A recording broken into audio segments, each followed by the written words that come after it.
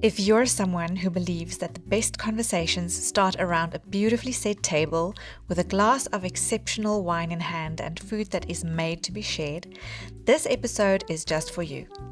Winemaker Etienne Louw from Orpheus the Raven and I dive into the story behind their wines before we gather around the table with like-minded wine lovers at the Pretoria-based Prosopa Restaurant.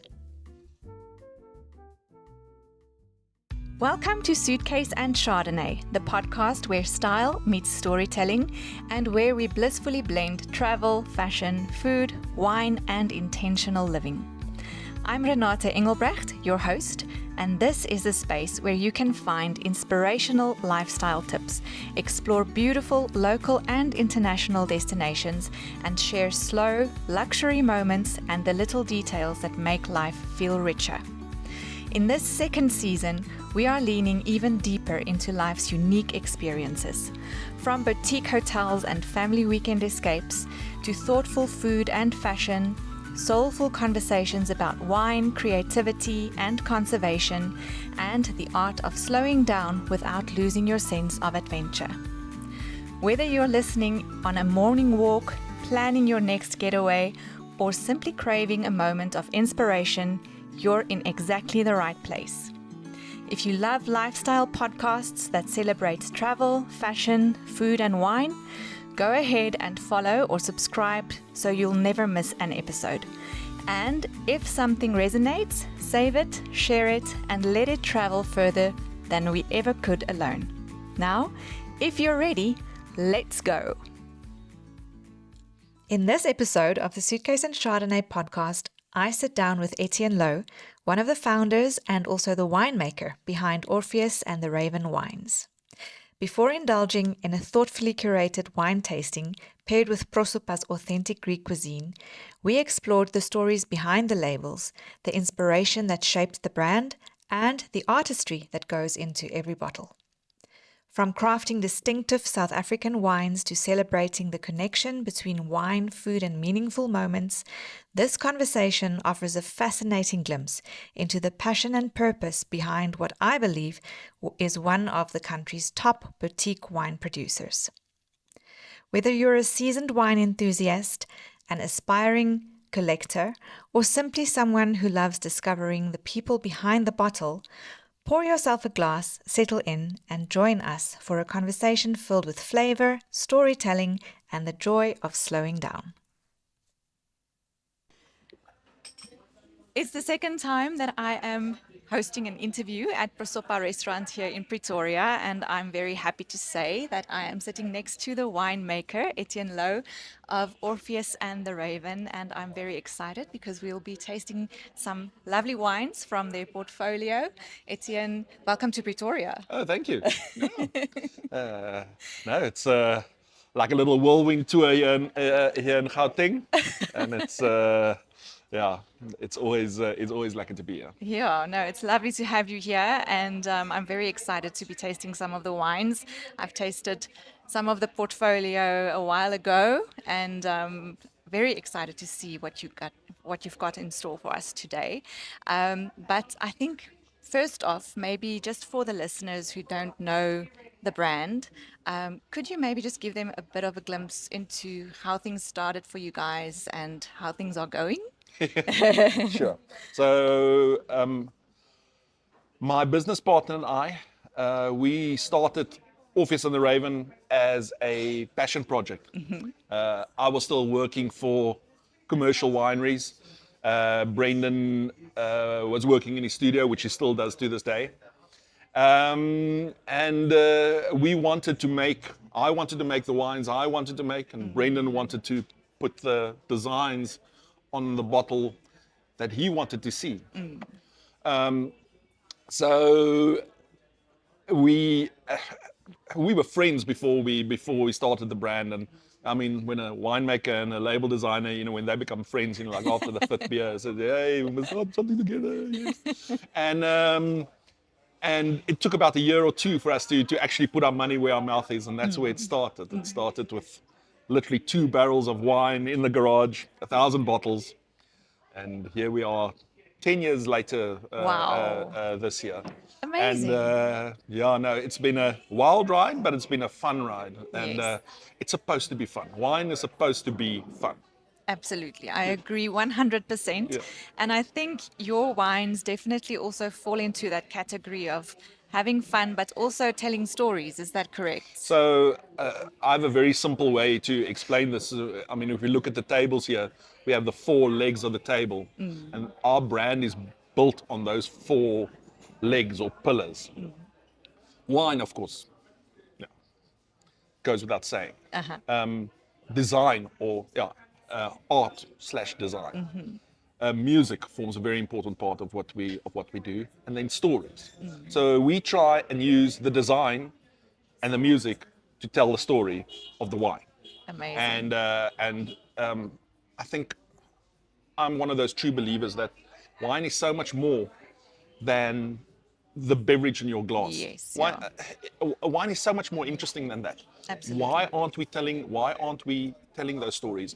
And if you can get a wine drinker, if you can appeal to more than one of his senses, not only the taste, but beauty and experience, and a story, a motivation, why you wanted to make that wine. That's what makes wine interesting for me. Yes, yeah, absolutely. And I mean, just the name itself, Orpheus and the Raven, comes with its own little story. Yeah, so that was actually it was a way for us to hide behind our alter egos. Okay, so we're not big fans of family names and naming wines after your children and wife and all of that. We wanted to write our own mythology because don't come from family money or family land. So we were forced to start telling our own story.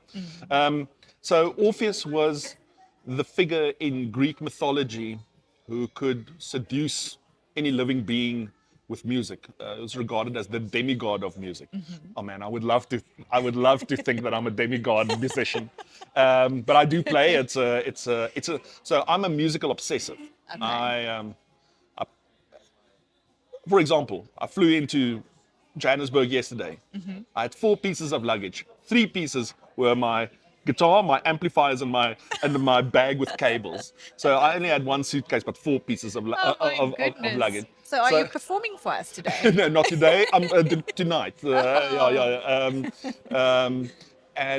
So I'm a musical obsessive. So I collect guitars. I play, and I say I play for my living as well for our brand. I collect vinyl records. I drink my coffee out of a Front Shop and Coke mug in the morning. So I'm all about music. Brendan, my business partner, his surname is Schwartz. And Schwartz, the Schwartz family symbol has a raven as quite a prominent part of that family crest. And ravens are regarded as messenger birds, the conduit between the terrestrial and the divine.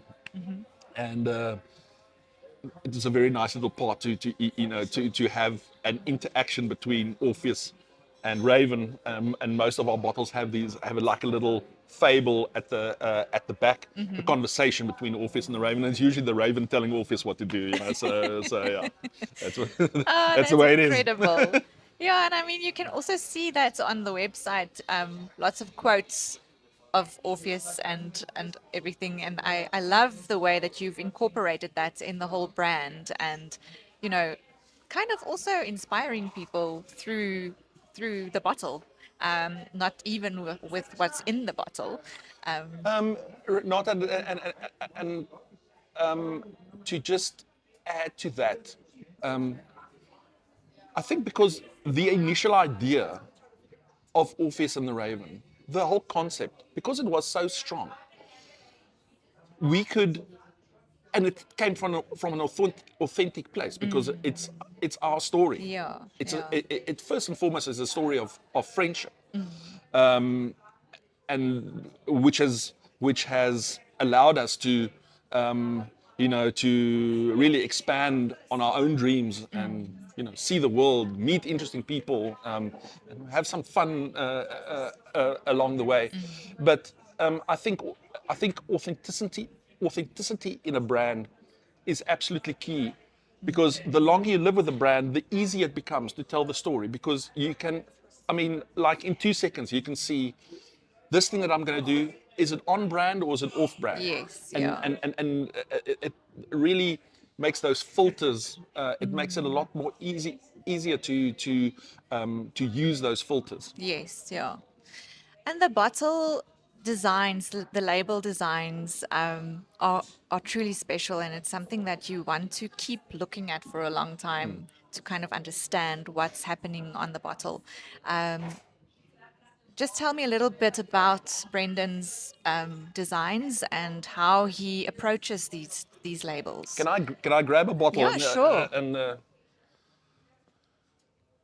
let's use 42, which has kind of become the iconic image of, Okay. of Orpheus and the Raven. So if you think of traditional brand hierarchy, traditional wine label, they tell you brand must be, in bold letters up at the top, then the cultivar, and then the vintage. So that is your hierarchy in your brand presentation on your label. But if you look at our wines, you can barely see who made it. Yeah, yeah. You have to go to the back label to go and see what's in it. But when you see the label design, immediately you know it's our wine. Yes, So yeah. that is almost like a 180-degree flip on on on how a brand is perceived. So these are all things that I've also learned along the way. So we talk about design language. We have a very very characteristic design language where if someone sees it on the shelf, they will associate it Yes. with our brand. Yeah. So Brendan, actually, when he was studying, one of his thesis he did on a German etch artist who was active late 1400s, beginning 1500s. A gentleman by the name of Albrecht Dürer. All these, dark Gothic, uh, line work. He was an etching artist, Okay. so monochromatic, black and white. And a lot of the artwork is inspired by Albrecht Dürer, and the inspiration Okay. is used recomposed and hand drawn initially. So the first parts, we have the original drawings up in our little brand home that we've just opened up. Okay. And then that is then digitized, and then all the rest of the details are then put on by called a Wacom, which is like a graphic design iPad, Okay. just to add the layers, because Yes. then you don't have to start all from scratch Yes. Yeah. Yeah. again. So yeah. That is really impressive. So, and that obviously makes these wines very unique and kind of the type of wines and wine bottles that collectors would want to invest in. Is that right? Yeah, well, so we always laugh about this, because when we give these bottles as gifts to our friends, Yeah. like 2 or 3 months later, you arrive in their house and you see the bottle there on display, still unopened. So, Of why course. why don't you But it's so drink it? beautiful. They say that's so beautiful. We don't want to open it. So, I mean, we make this every Keep the year. I bottle. mean, you can. And the other thing we hear quite often, people are very loath to actually put the bottles into recycling. They would rather use them for candle holders, and Yes. so I Yeah. think No, there's a lot of seances absolutely. happening around the country. But there's something that happens when you give this bottle as a gift, and it's something that we haven't been able to verbalize, but it's happened so many times that if you give a bottle of our wine to someone, the first thing they do is they take it and they do this. Oh, sweet. Yes, They hug and it. so we underestimate how powerful our visual perception is. We might not all have original pieces of art on our walls, but our perception of beauty is it's almost primal. Yeah. So Yeah. yeah. So tell me a little bit more about the wines in the bottle. What are we tasting today? Okay, so we are here to support our distributor. And we have 5 wines in the Vinimark portfolio. So 2 whites. Our old Bushvine Shannon, which was the very first wine that we produced under the Orpheus the Raven range. Still remember those times vividly where we had to label by hand in Brendan's garage with heart pots and Oh my Kodak goodness. gas stoves and printer's wax, Incredible. not even wine wax. No, it was good times. Yeah. Then the other white wine that we produce is our Swan Song Riesling. Since I started my winemaking career, I've always been a fan of the aromatics, Riesling, Gewürztraminers, Bouquet Traubes, you name it. And that's quite a unique site-specific wine from Ceres Plateau, 100 vineyard that's 1,000 meters above sea level, which gives a very unique characteristic. Okay. Then at the top of our range is our Pinotage, is our flagship Pinotage, number 7 Pinotage. We're getting into the numbers. We're getting into the numbers here. That's definitely the boldest, the wine that's most in the new world out of our range. 50% new oak, lots of extraction, a little bit higher in alcohol, deeper in color. Okay. Number 42 is the wine that's probably closest to my heart. I think 42 personifies everything that Orpheus and the Raven is about. It's a K blend of Pinotage and its parent cultivars. Pinotage, Pinot Noir, Cinsault blend. 2023. And then the last wine is our new little crowd pleaser. It's a wine called Eternal 8. Okay. 8 denotes all the beautiful things in Dankie, Tinus. All the beautiful things in numerology. Not only material wealth, but love and fertility. If you turn it on its side, it's the infinity symbol. So has a little tagline at the back, which says that what unites us is greater than what divides us. That what unites us is greater than what divides us. And I think the number 8 brings such beautiful balance, to tell that story. Yeah. And it's also really a beautiful bottle. Thank you. Stunning. Thank you. No, thank you so much, Etienne. I'm very excited to taste all these wines now. So that's the fun part. Yeah. If guests or listeners want to come and visit you down in the Cape, where will they find you? So we have taken over a little winery on the R44 between Stellenbosch and Paarl, right next door to Lavenier. Okay. It's on Summerhill Farm. There's a lovely rock and roll bar there as well. Daisy Jones bar is on the property. Okay. So at the moment we are not open to the public of 9 to 5, but we are open by appointment. Okay. I do take those appointment tastings. I'm doing the one on Monday and on Tuesday, but it's important that that people just book beforehand, because I try and be there personally to conduct the tastings. Yeah. So we've got a home for the first time, which we are super excited about. That's amazing. Yeah. Well, good luck with all the new adventures. Yes. And let's taste wine. Cool. Every great bottle of wine begins with passion, patience, and a genuine respect for the land. Thank you, Etienne, for sharing the stories behind your brand, and thank you, Team Prosopa, for providing the perfect setting for this conversation. From warm hospitality to the vibrant Greek-inspired cuisine, it was a fitting backdrop for an afternoon that celebrated the timeless pairing of exceptional food and remarkable wine. If you enjoyed this episode, don't forget to subscribe to the Suitcase and Chardonnay podcast on YouTube, Spotify, or wherever else you listen to your podcasts. You can also follow Suitcase and Chardonnay on Instagram, Facebook, and Pinterest, where I would love for you to share and repost the exciting lifestyle, travel, fashion, food, and wine stories I share on there. This helps more people to discover conversations that celebrate these themes, which is exactly what Suitcase and Chardonnay is about. Until next time, keep exploring new destinations, supporting passionate local producers, and creating memorable moments around the table. Cheers and see you next week. Suitcase and Chardonnay is a space for curious minds, romantic souls, travelers, foodies, wine lovers, and curators of a beautifully lived life. If this episode resonated with you, you'll find even more depth, visuals, and storytelling on the blog, where each conversation continues beyond the microphone. Explore it all at suitcaseandchardonnay.co.za and join the community by following along on social media.